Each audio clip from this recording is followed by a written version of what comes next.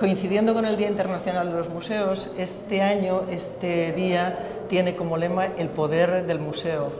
Y lo que queríamos unir es el poder de transformación de un museo también en su entorno y cómo, en este caso concreto, el museo, digamos que ha contribuido a un cambio en el pueblo y el pueblo también ha contribuido a que el museo sea lo que es. Es esa doble vertiente lo que queríamos ver. En esta exposició de fotos que podem veure als quatre cantons de Vilafamés, doncs de Joan Miquel Ahís, que sobretot requereixen de molta paciència.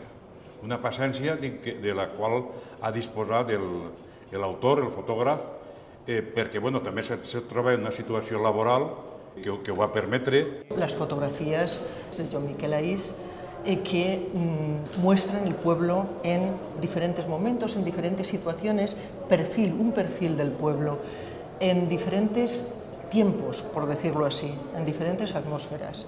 Y es eso lo que queríamos plasmar en esta exposició. Ací veurà bàsicament unes 14 vistes generals de poble i d'entorn, bàsicament del torn. Són vistes molt singulars en un ajuntament que ens apropa a aquell Vilafamés que a mi m'agrada. Aquell Vilafamés sense massa alteracions urbanístiques d'última hora i que realment ens conta el que és un paratge mediterrani, ho entens, en situació i en entorn conforme a mi m'agradaria que fos. Jo destacaria una part molt positiva que a pesar de totes les circumstàncies, que també està en aquestes fotos. I és una metàfora visual.